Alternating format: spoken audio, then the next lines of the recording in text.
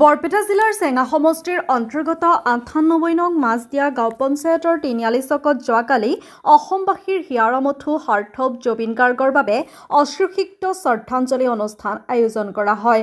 ভাৰতীয় জনতা পাৰ্টিৰ সভাপতি দিলীপ শইকীয়াৰ নিৰ্দেশমৰ্মে তাৰাবাৰী মণ্ডলৰ উদ্যোগত আয়োজন কৰা এই শ্ৰদ্ধাঞ্জলি অনুষ্ঠানত উপস্থিত থাকে মণ্ডলৰ সকলো কাৰ্যকৰ্তা, দলীয় নেতা কৰ্মীসহ স্থানীয় ৰাইজ।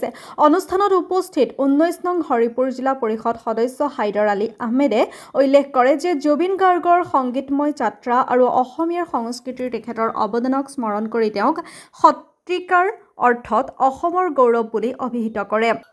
আজি জুবিন দা বিন মানে আমি এটা মাহ পাৰ কৰিলো।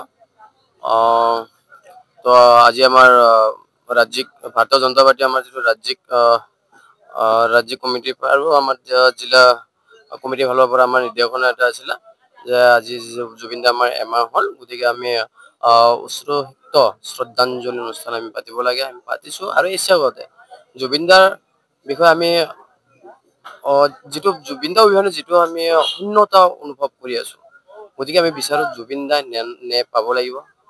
এইটো 100% আমি বিচাৰোঁ যে যাতে জুবিন দা ন্যায় পায়। লগতে উপস্থিত থাকে চেঙা সমষ্টিৰ যুৱ নেতা তথা অধিবক্তা নাজমুল হক। তেওঁ জুবিন গাৰ্গৰ মৃত্যু অসমৰ বাবে এক অপূৰণীয় ক্ষতি বুলি উল্লেখ কৰে।